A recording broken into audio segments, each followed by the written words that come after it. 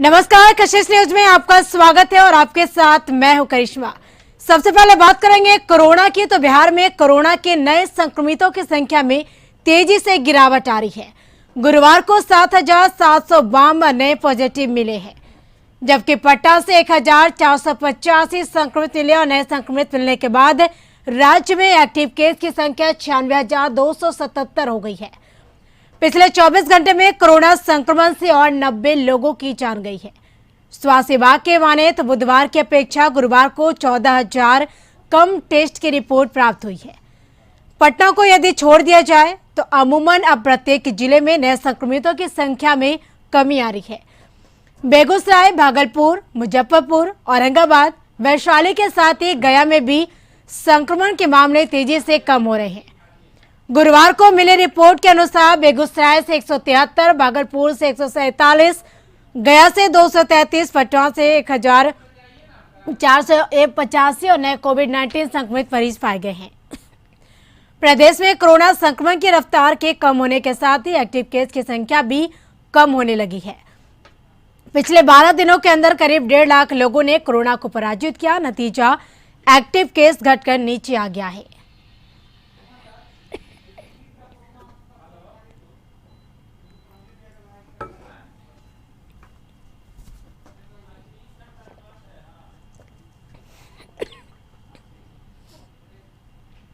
तो बात झारखंड की। तो झारखंड में 4,991 नए कोरोना पॉजिटिव केस मिले हैं। राज्य में कोरोना संक्रमण की रफ्तार धीमी हो रही, लेकिन मौत का आंकड़ा फिर से राज्य में 100 के पार हो गया है। झारखंड में बीते 24 घंटों में 108 कोरोना संक्रमित मरीजों की जान चली गई, जिसमें अकेले रांची से सर्वाधिक यानी 40 मरीजों की मौत हो गई है। इसके अलावा पूर्वी सिंहभूम में 16, बोकारो में और हजारीबाग में 10-10 मरीजों की मौत हुई है। राज्य भर में नए मिले संक्रमितों में सबसे अधिक पलामू में 932, रांची में 605 मरीजों की पुष्टि हुई है। स्वास्थ्य विभाग के आंकड़ों के मुताबिक राज्य में अब तक 4,290 लोगों की मौत हो चुकी है और इस समय कुल एक्टिव केस 48,468 है।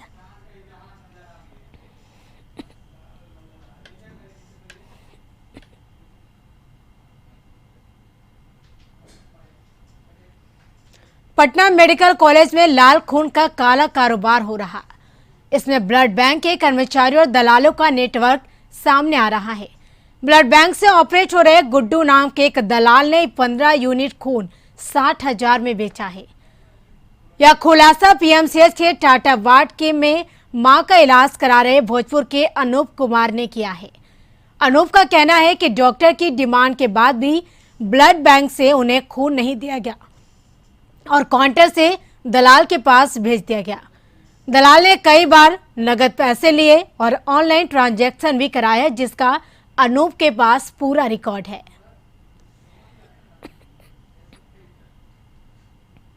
7 दिन से अपने माँ को लेकर यहाँ पर इलाज करने के लिए आए हैं। तो कोई नहीं आ रहा है यहाँ पे देखने के लिए। बुलाने के बाद ना कोई मदद कर रहा है, ना कोई अति कर रहा है। देखने वाला नहीं है। एंडोग्राफी नहीं कर रहे हैं। इतना दिन से लिखने के बाद एंडोग्राफी नहीं हुआ। दिन पे दिन खराब होते जा रहा है। देखिए क्या स्थिति हो गया है। देखिए ये यहाँ का सरकारी तंत्र का व्यवस्था, सब पेशेंट से आ रहे हैं, कोई बच के नहीं जा रहा है। ब्लड के लिए कोई बनाता, ये रूल रेगुलेशन सारा कुछ फेल है। ब्लड देने सरकार तंत्र सब फेल है यहाँ का। ब्लड डोनर भी आते हैं, मनाता करना उसे लौटा दिया ये केवल यहाँ करप्शन फैलाए हुए हैं और किसी को कुछ नहीं करेंगे। ये केवल मौत देंगे, मौत। यहाँ कोई कुछ देखने वाला नहीं है, कोई मसीहा नहीं है यहाँ पे।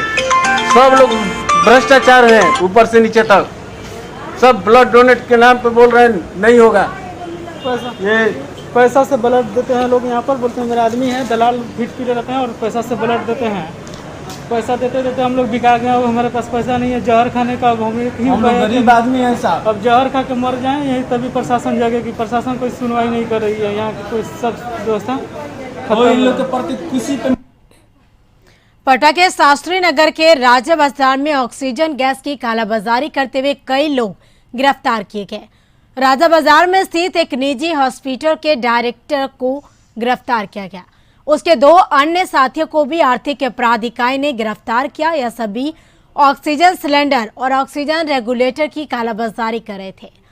आर्थिक अपराध इकाई को इस संबंध में शिकायत मिली थी। उसके बाद आर्थिक अपराध इकाई की टीम ने छापेमारी कर 3 लोगों को गिरफ्तार किया, जिसमें एक निजी हॉस्पिटल का डायरेक्टर भी शामिल है।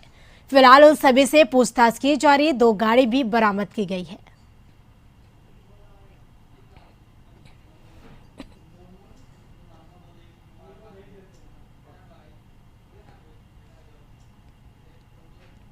पटना से खबर, महिला से छेड़छाड़ का मामला सामने, जहां पर राजेश्वर अस्पताल के प्रबंधक से 3 घंटों पूछताछ चली।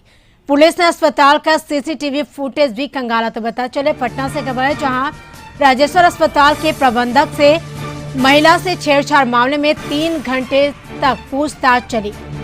तो पुलिस ने बता दें कि अस्पताल के सीसीटीवी फुटेज को खंगाला। तो जिस तरह से भागलपुर के रुचि रोशन के बयान के आधार पर पटना के थाने में यह मामला दर्ज हुआ था।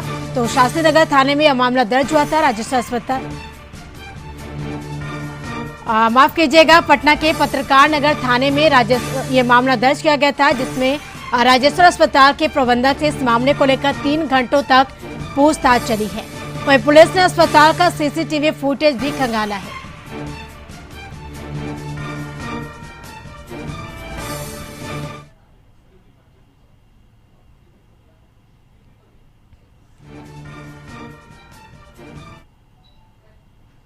बढ़ेंगे अगली खबर की ओर। बक्सर के मुक्ति धाम में चिताओं की आग ठंडी नहीं हो रही है। एम्बुलेंस का आना जाना लगा रहता है। गमगीन माहौल, अपनों के खोने का गम लिए लोगों की निगाहें एक दूसरे को देखकर सुकून देने वाला आत्मविश्वास के अकेले नहीं, कई ऐसे हैं जो अंतिम शव यात्रा में अपनों को अंतिम विदाई दे रहे हैं। चिता की आग ठंडी नहीं हुई है कि दूसरा फिर तीसरा, ना जाने कितनी चिताएं प्रति घंटे जलकर अपनों को अंतिम विदाई दे रही है।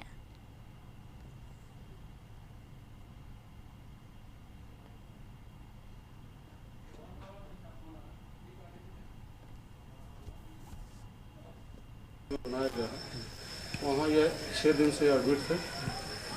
ऑक्सीजन लेवल का अच्छा हो गया था, लेकिन वहाँ किसी तरह की जो एंटीबायोटिक हाई स्टैंडर्ड क्वालिटी का उपलब्ध नहीं था, जिसके कारण उनकी मृत्यु हो गई।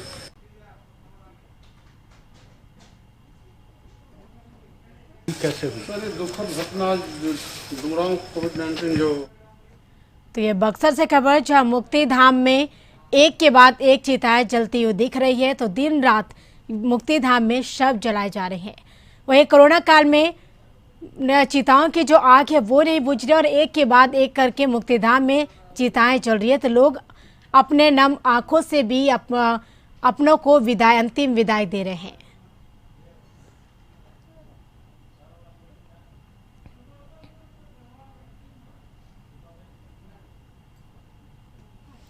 हालांकि बिहार में कोरोना के मामले में एक रफ्तार है वो कम देखी जा रही है, लेकिन इस बीच मुक्ति धाम में भी जो अंतिम चिताएं हैं वो जलाई जा रही है। तो एक के बाद एक चिताएं मुक्ति धाम में जलाई जा रही है। तो कोरोना काल में अगर देखा जाए तो चिताएं के एक बुझती नहीं कि दूसरी चिताएं फिर जलाई जा रही है। तो दिन रात मुक्ति धाम में शव जलाए जा रहे हैं और कोरोना काल में बुझ नहीं रही है चिताओं की आग। बढ़ेंगे अगली खबर की ओर। गढ़वा शहर का ये जहां शहरी प्राथमिक स्वास्थ्य केंद्र है और जिले के वरीय अधिकारियों की एक team DDC Garhwa SN Upadhyay के नेतृत्व में इस स्वास्थ्य केंद्र का जायजा लेने आई है। अधिकारी केंद्र पर पहुंचते ही 4 भाग में बंट गए और लोगों को जागरूक करना शुरू कर दिया। बीडीओ कुमुद झा, सीओ मयंक भूषण और जिले के सिविल सर्जन के उपस्थित हो कोई स्वास्थ्य कर्मी को हौसला अफजाई किया तो कोई नर्स को उसके असली कार्यों के बारे में जानकारी दे रहा। तो सिविल सर्जन वैक्सीन लेने आए लोगों को जागरूक करते दिखे, जबकि डीडीसी SN उपाध्याय ने गढ़वा नगर परिषद के सभी 21 वार्डों के लिए नियुक्त सहायक को यह समझाते दिखे कि आपके पास जितना सेवा भाव है वह आज आप इस कोरोना काल में दिखा दे, क्योंकि मानव सेवा करने का इससे बड़ा उदाहरण फिर कभी नहीं मिलने वाला है।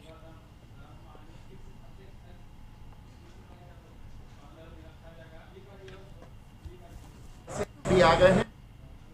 डोज जिनका ड्यू है, सेकेंड डोज के वैक्सीनेशन पे हम लोग फोकस किए हुए हैं, सो दैट कि उतना तबका जो है हमारा वो पूरी तरह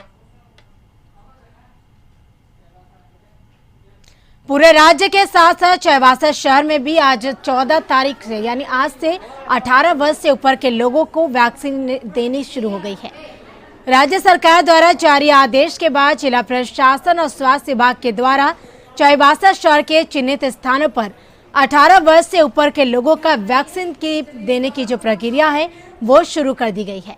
लोगों में खासकर युवाओं में काफी उत्साह देखा गया वैक्सीन को लेकर कि उन लोगों को वैक्सीन देनी शुरू हो गई है और जिस वजह से यहाँ पर सभी युवा पहुंचे और उन्होंने अपनी अपनी बारी के आने के बाद यानी वैक्सीन की डोज ली और लोगों से आग्रह किया कि वह भी आए और अपने वैक्सीन ले, क्योंकि वैक्सीन से ही हम इस कोरोना को मात दे सकते हैं। तो युवाओं में काफी जोश देखा गया।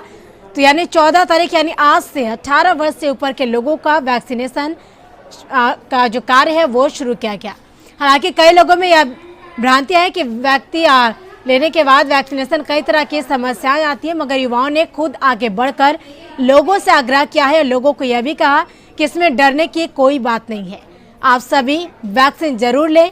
और बता दें कि आज ईद का त्यौहार होने के बावजूद भी लोग ईद नहीं मना रहे हैं और पहले वैक्सीन लेने आ रहे हैं। पहले वैक्सीन जरूरी है, उसके बाद ईद मनाएंगे।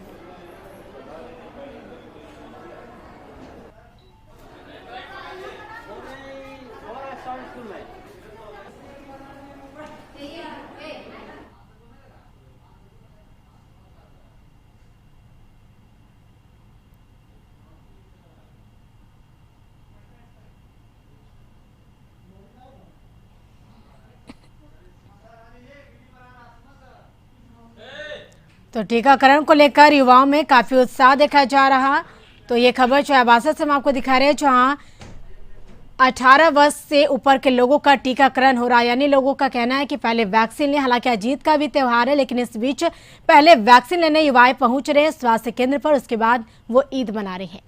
यहाँ रुकेंगे एक छोटे से ब्रेक के लिए। ब्रेक के बाद जल्द हाजिर होंगे। ब्रेक के बाद आपका स्वागत है। मुंबई की चमक धमक को छोड़कर आपदा की घड़ी में बता दें कि अपने लोगों की मदद करने 2018 में मिस इंडिया रही अनीता मजूमदार धनबाद पहुंच गई है। मुंबई से धनबाद आकर उन्होंने सबसे पहले कुछ ऑक्सीजन सिलेंडर खरीद जरूरतमंदों को मदद पहुंचाने लगी। इस दौरान 3 माह बाद उनके पिता की भी मौत हो गई। उसके बाद भी वह थोड़ा भी विचलित नहीं हुई, लगातार लोगों की सेवा करते नजर आए। ऑक्सीजन सिलेंडर से लेकर भोजन तक लोगों को इस आपदा की घड़ी में मुहैया कराया है। मुंबई में वो कास्टिंग डायरेक्टर के रूप में कार्य कर रही थी।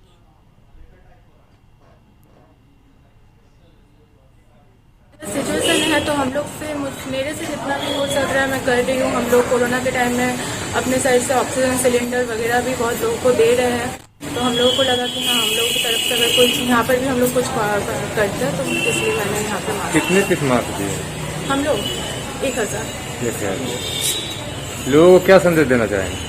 लोगों को यही संदेश देना चाहूँगी, कोरोना का टाइम है, हम लोगों को अभी घर में रहना है, सेफ रहना है, मास्क वगैरह सभी लोग बाहर निकल रहे हैं तो मास्क लगाए, रूल्स का फॉलो करें। वही क्योंकि अगर एक बीमारी एक को तो नहीं होगा, ये ऐसा बीमारी एक से बहुत लोगों को पे स्प्रेड हो सकता है। तो मैं यही संदेश देना चाहूँगी कि घर पे आप रह। शेखपुरा में रफ्तार का कहर देखने को मिला, जहां सड़क दुर्घटना में 3 लोगों की दर्दनाक मौत हो गई। मामला शेखपुरा जमुई एनएच का है, जहां बिकने गांव के पास अज्ञात तेज रफ्तार ट्रक ने बारात जा रहे 3 बाइक सवार युवकों को कुचल दिया। घटना में 2 की मौत घटनास्थल पर ही हो गई, जबकि एक घायल युवक को इलाज के लिए शेखपुरा सदर अस्पताल लाया गया, जहां इलाज के दौरान घायल युवक ने भी दम तोड़ दिया। घटना की सूचना मिलते ही करंडे थाना की पुलिस घटनास्थल पर पहुंचकर शव को अपने कब्जे में लिया और मामले की छानबीन में जुट गई।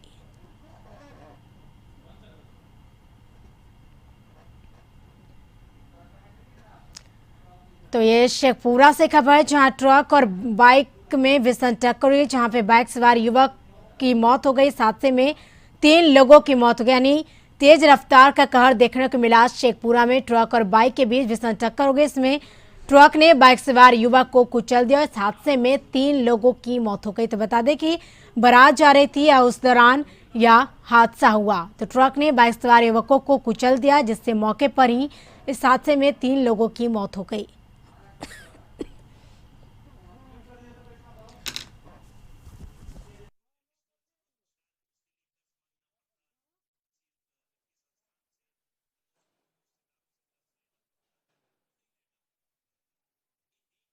मिला ट्रक ने बाइक सवार युवकों को कुचल दिया। इस हादसे में 3 लोगों की मौत हो गई है। बता दें कि बारात जाने के दौरान यह हादसा हुआ। तो तेज रफ्तार का कहर देखने को मिला शेखपुरा में। ट्रक और बाइक के बीच भीषण टक्कर हो गई। इस ट्रक ने बाइक सवार युवकों को कुचल दिया, जिसमें हादसे में 3 लोगों की मौके पर ही मौत हो गई।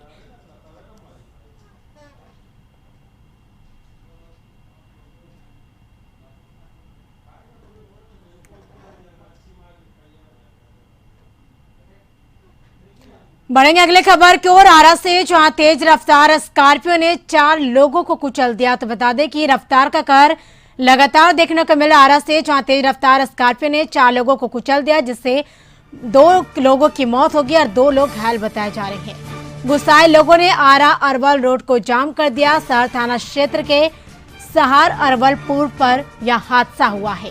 तो आरा से खबर, जहां बता दें कि तेज रफ्तार का कहर देखने को मिला आरा में, जहां तेज रफ्तार स्कॉर्पियो ने 4 लोगों को कुचल दिया है। इस हादसे में 2 लोगों की मौत हो गई और 2 लोग घायल बताए जा रहे हैं। तो वही गुस्साए लोगों ने सड़क जाम कर दिया है। अब बता दें कि स्कॉर्पियो में 4 लोग सवार थे, जिसका स्कॉर्पियो ने 4 लोगों को कुचल दिया। तेज रफ्तार स्कॉर्पियो ने 4 लोगों को कुचल दिया, जिससे मौके पर ही 2 लोगों की मौत हो गई और 2 लोग घायल हो गए।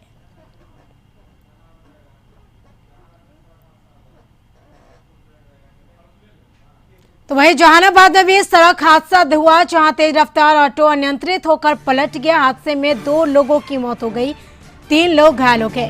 काको थाना क्षेत्र के काजीसराय मोड़ की घटना बताया जा रहा है। तो लगातार बिहार में तेज रफ्तार का कहर देखने को मिला।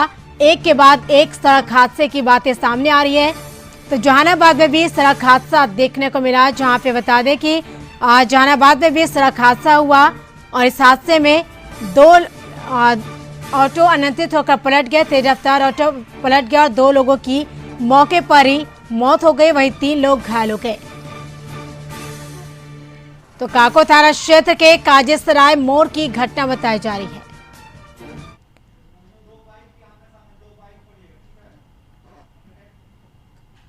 बढ़ेंगे अगली खबर की ओर। गोपालगंज से 2 बाइक की आमने सामने टक्कर हो गई। हादसे में एक शख्स की मौत हो गई है।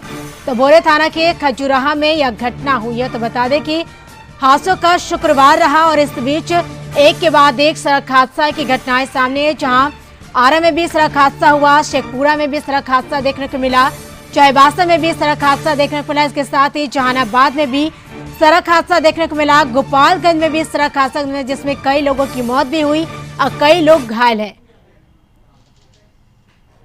बढ़ेंगे अगली खबर को। जन अधिकार पार्टी के प्रमुख पप्पू यादव की तबीयत जेल में बिगड़ने के बाद उन्हें बेहतर इलाज के लिए वीरपुर से दरभंगा डीएमसीएच अस्पताल भेजा गया। भारी सुरक्षा के बीच पप्पू यादव शाम को दरभंगा डीएमसीएच अस्पताल पहुंचे, जहां वे व्हील चेयर के सहारे अस्पताल के अंदर पहुंचे। इसके बाद पहले से तैनात डॉक्टर उनका इलाज किया और तत्काल उन्हें मेडिसिन विभाग के आईसीयू में शिफ्ट किया गया, जहां उनके बेहतर स्वास्थ्य सेवा का इंतजाम किया गया। मीडिया से बात करते हुए पप्पू यादव ने कहा कि उनके किडनी में और पीठ में दर्द है। कुछ दिन पहले ही गोल्ड ब्लडर का ऑपरेशन करवाए थे। जिस केस में उन्हें गिरफ्तार किया गया वह सही नहीं है। उन्होंने नीतीश कुमार से अपील किया है कि वे कोरोना काल में इन्हें लोगों की सेवा करने दें और खुद भी कोरोना में आम लोगों की मदद करें। पप्पू यादव ने कोरोना काल में नीतीश कुमार को सहयोग देने की भी बात कही। 1 लाख रुपया भी भेजा उसको मैंने। अररिया में जो दोनों माँ बाप मर गए, सरकार ने नहीं लिया। और हम चाहेंगे किसानों को 12,000 रुपया अकाउंट में और मजदूरों को 6,000 अकाउंट में डालें। लॉकडाउन लगा, कोई दिक्कत नहीं है। पहले ही पता नहीं, बिना केस का हम अब 1.5 महीने से कोरोना पेशेंट को उठाते उठाते खुद ही थक गए। हम नीतीश जी से उम्मीद करेंगे कि वो, उनको मैं बहुत सम्मान करता हूँ। आप काम करने दें, मैं आपका सहयोग करूँगा। हर आदमी तक खाना, दवाई, ऑक्सीजन हम पहुँचा देंगे। आप हमारा सहयोग करिए, मारिए मत, बेटे की तरह सेवा करें। किशोरगंज में लॉकडाउन के दौरान लॉकडाउन को पालन करवाने के लिए पुलिस के अलग अलग अंदाज में वीडियो वायरल होते आपने देखा होगा, लेकिन हम आपको एक ऐसे डॉन का वीडियो दिखाएंगे जो लॉकडाउन का पालन करवा रही पुलिस पर ही इस डॉन ने फिल्मी अंदाज से पिस्तौल तान दी। हालांकि डॉन ने गोली नहीं चलाई, चलता भी तो कोई फर्क नहीं पड़ता क्योंकि पिस्तौल नकली था और पिस्तौल तानने वाला डॉन भी मानसिक रूप से विक्षिप्त था। पुलिस ने मानवता दिखाते हुए विक्षिप्त के इस गैर कानूनी हरकत पर नजरअंदाज कर दिया।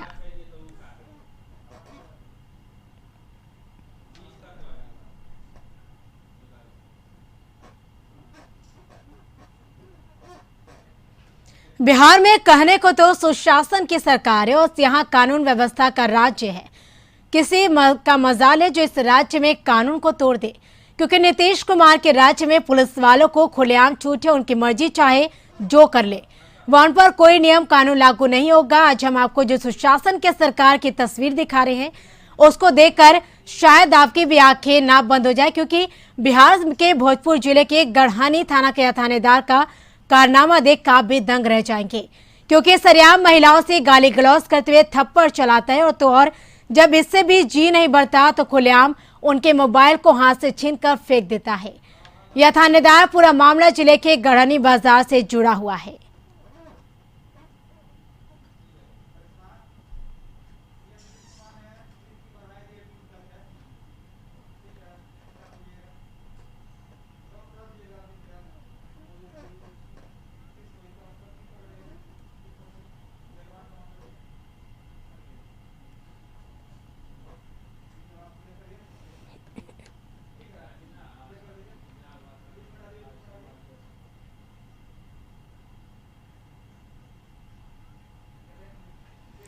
तो आज ईद का त्योहार है। इसके त्योहार को लेकर सीएम नीतीश कुमार ने बधाई दी है, ट्वीट कर लोगों को ईद की बधाई दी है।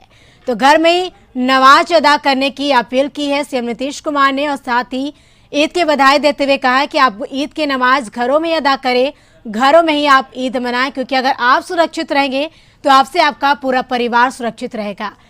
तो राज्य सरकार ने ईद के त्योहार की बधाई दी है लोगों को ट्वीट के जरिए। तो लगातार कशिश न्यूज भी आपसे अपील करता है कि आप ईद की जो नमाज है वो घरों में ही अदा करें, घरों पर ही।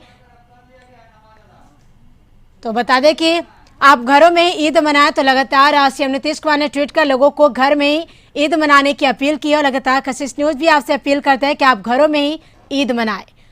तो कल दीदार चांद के बाद आज पूरे मुल्क के साथ साथ कटिहार में भी ईद मनाया जा रहा।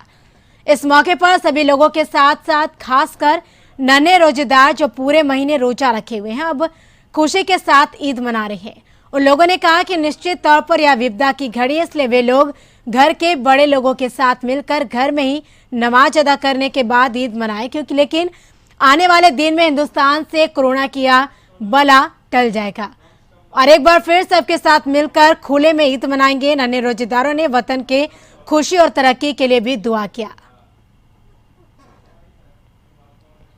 हम लोगों ने बहुत अच्छे से ईद मनाई और अल्लाह ताला से दुआ किया है कि अल्लाह इस कोरोना वायरस को ख़त्म कर दे। इंशाअल्लाह अगले साल ये कोरोना वायरस ख़त्म हो जाएगा और हम लोग अच्छे से इससे अच्छा भी अगले साल ईद मनाएंगे हंसी और उल्लास के साथ। तो जामताड़ा से खबर, जामताड़ा में भी ईद मनाई गई और लॉकडाउन का असर देखने को मिला, मस्जिदों में ताला लटका रहा। तो बता दें कि घरों में ही ईद मनाई गई। कोरोना काल में लोगों ने घरों में ही ईद मनाई और बता दें कि आज जिस तरह से घरों में ही ईद की नमाज अदा की गई, ईद का त्यौहार घर में ही मनाया जा रहा है। तो एक तरह से लॉकडाउन का भी असर देखा जा रहा है जामताड़ा में। तो ईद घरों में ही लोग मना रहे हैं और साथ ही नन्हे फरिश्ते भी ईद मना रहे हैं और इस घर में लगातार वो अपने अल्लाह ताला से ये दुआ कर रहे हैं कि जिस तरह से कोरोना काल में स्थिति हालात बिगड़ती जाए, इसको लेकर वो अल्लाह ताला से दुआ करे कि इस कोरोना काल की जो आपदा घड़ी है वो जल्दी दूर हो जाए। ईदगाह के हम ईदगाह के इमाम हैं, लेकिन सरकार के पालन की वजह से और ये लॉकडाउन की वजह से हम लोग इसको पालन करते हुए और प्रशासन के भी ये कहने पर हम लोग ईदगाह में या मस्जिदों में नमाज ईद उल फितर की नमाज अदा नहीं हुई, अपने अपने घरों में नमाज ईद उल फितर की अदा की। जिस तरह के ईद के माहौल खुशी होनी चाहिए। वो खुशी जो लॉकडाउन में हम लोग को जो है दिल की खुशी दिल में रहा। इसके साथ खबरों में फिलहाल इतना ही। आप बने रहिए कशिश न्यूज के साथ। नमस्कार।